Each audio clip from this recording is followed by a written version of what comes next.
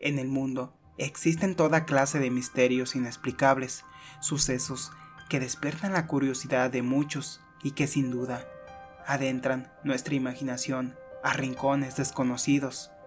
Y muchos de estos superan con creces toda posible explicación o veredicto. Hoy te comparto más de estos enigmáticos acontecimientos.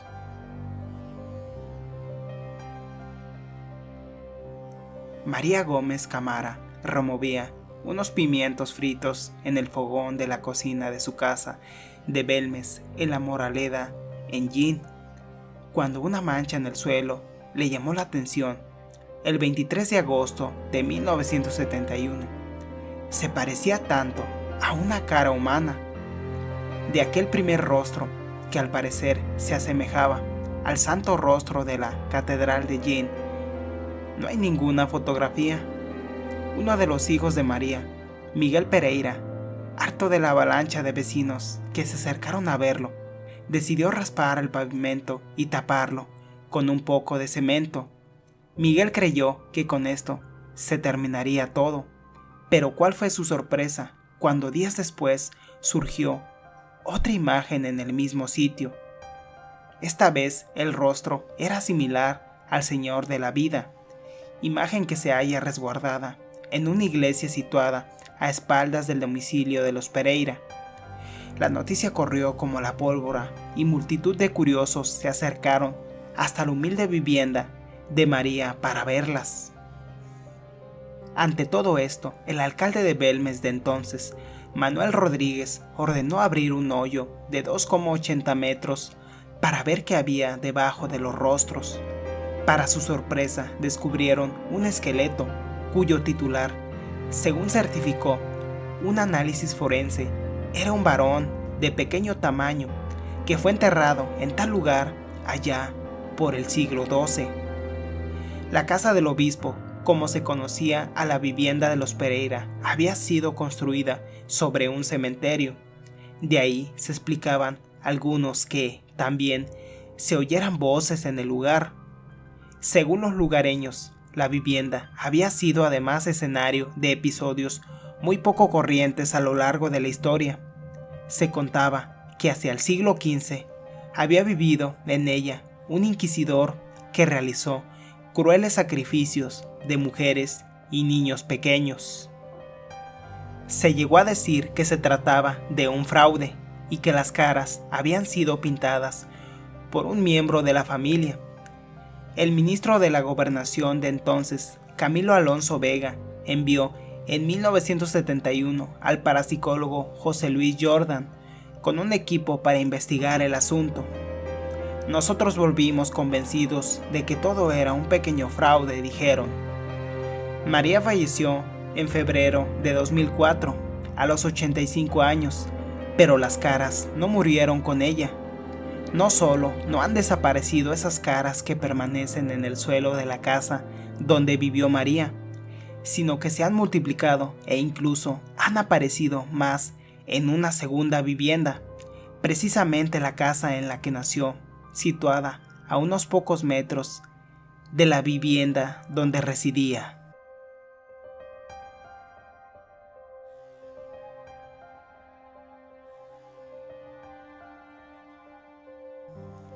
Una de las leyendas egipcias más notorias es la maldición que recaerá en la humanidad si son tocados los tesoros de Tutankamón, de las que se dice están malditas. Todo empezó al morir la persona que abrió la tumba, Lord Carnarvon, picado por un mosquito 4 meses después de profanar el descanso del faraón. El mismo día que falleció, el 4 de abril de 1923, el Cairo se quedó a oscuras. Otra persona que estuvo presente era su hermano Audrey Herbert, muriendo por causas desconocidas. La persona que derribó el muro que daba a la sala donde descansaba Tutankamón, Arthur Mace, murió días después también por causas inexplicables. La persona que radiografió la momia, Sir Douglas Reid, falleció 2 meses después de hacerlo, al igual que la secretaria que le ayudó, de un ataque cardíaco. Al proceder a la autopsia de la momia, se encontró que justo donde el mosquito había picado a Lord Carnarvon, Tutankamón tenía una herida igual. En el Museo del Cairo, cuando una de ellas estaba siendo limpiada en 1954, alguien intentó soplarla, y en ese mismo momento la electricidad de todo el Alto Egipto falló. En 1974, limpiándola de nuevo, y no teniendo constancia el personal del museo del anterior evento ocurrido 20 años antes, fue soplada de nuevo y el poder energético se vino abajo, esta vez solo en la región del Gran Cairo. Ambos incidentes aparecen reflejados en los documentos archivados de la estación generadora de electricidad de la caída inexplicable a cero ocurrida en aquel tiempo, y también en los artículos de los periódicos egipcios de aquel día.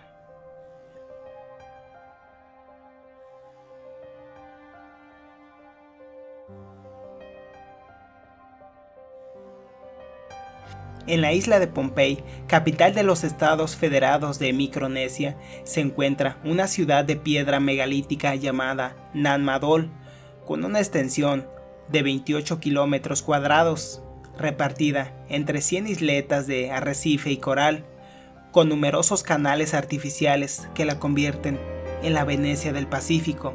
Nan Madol es una incógnita.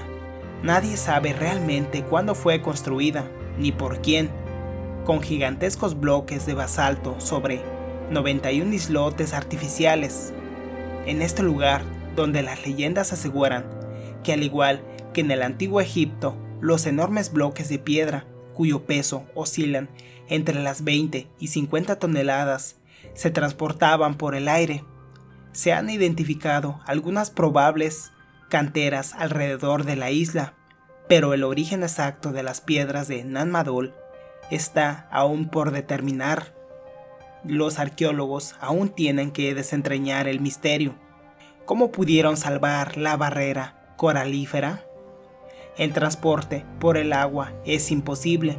Algunos habitantes actuales de Pohnpei creen que las piedras llegaron volando a la isla gracias a la magia negra.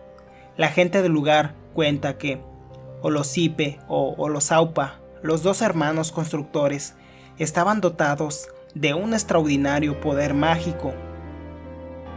Convocaron a todas las piedras para que vinieran por sí solas y formaran las imponentes construcciones. Olosipe y Olosaupa llamaron a las piedras que estaban en Shokers. Estas oyeron su llamada mágica y acudieron volando junto a los dos hermanos. Los indios Hopi también cuentan entre sus leyendas algo muy parecido. Los Hopi afirman que sus antepasados fueron visitados por seres procedentes de las estrellas, quienes se desplazaban en escudos volantes o pájaros tronantes y dominaban el arte de cortar y transportar enormes bloques de piedra, así como construir túneles e instalaciones subterráneas. Estos salvadores eran los Kachinas, que significa sabios, ilustres y respetados. Eran capaces de trasladarse por el aire a velocidades gigantescas y de aterrizar en cualquier lugar.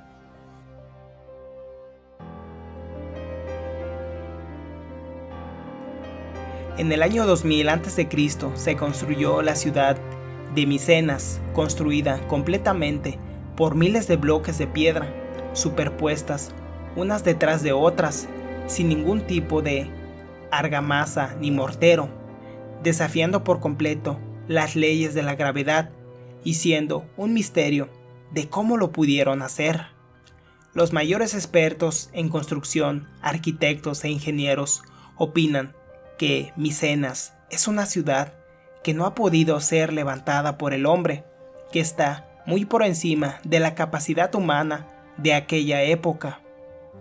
Aquí se encuentra el tesoro o tumba de Atreo, el bloque de piedra horizontal que se encuentra justo en lo alto de la entrada. Pesa 250 toneladas. ¿Cómo consiguieron subir ese bloque? Las construcciones mayas, las pirámides, los templos griegos, Stonehenge, Karnak, etc. contienen bloques de pesos realmente elevados, imposibles de levantar con poleas, cuerdas o haciendo palanca, y menos aún transportarlas a largas distancias y elevarlas a varios metros del suelo.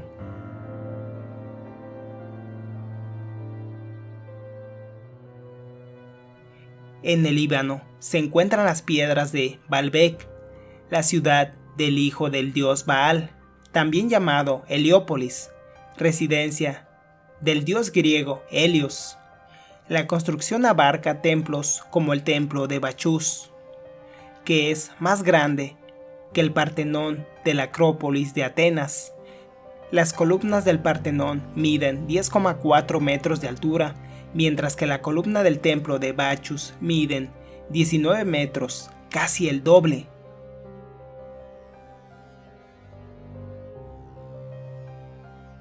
En el capítulo 6 del Génesis se dice: en aquellos días había gigantes en la tierra. Se unieron los hijos de Dios con las hijas de los hombres, y les nacieron hijos. Ellos eran los héroes que desde la antigüedad fueron hombres de renombre. Así que la Biblia narra cómo los seres humanos se mezclaron con los dioses, dando a luz a semidioses, a guerreros que se convertirían en la élite, en héroes para sus pueblos. ¿Es que acaso razas de gigantes son responsables de estas construcciones megalíticas por todo el mundo?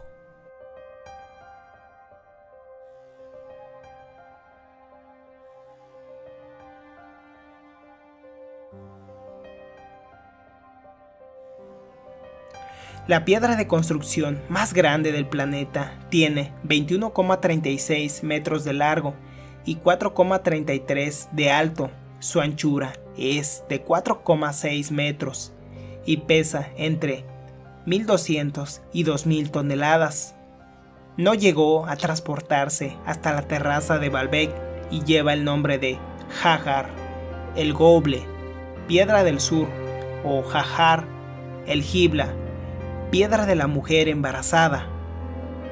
Analizando el peso de las piedras, el terreno donde están ancladas, las zonas y canteras de donde fueron transportadas, la precisión con la que están puestas y que no exista ningún rastro o prueba de la utilización de cuerdas, poleas, arrastre, terreno aislado, han llevado a los expertos a considerar que quienes realizaron esta construcción poseían conocimientos muy avanzados de los principios de levitación acústica, que consiste en que al incidir en un objeto y bajo determinadas circunstancias, las ondas acústicas logran mantener ese objeto suspendido en el aire sin necesidad de contacto alguno. Esta ley, que desafía las leyes de la gravedad, se ha demostrado que es factible.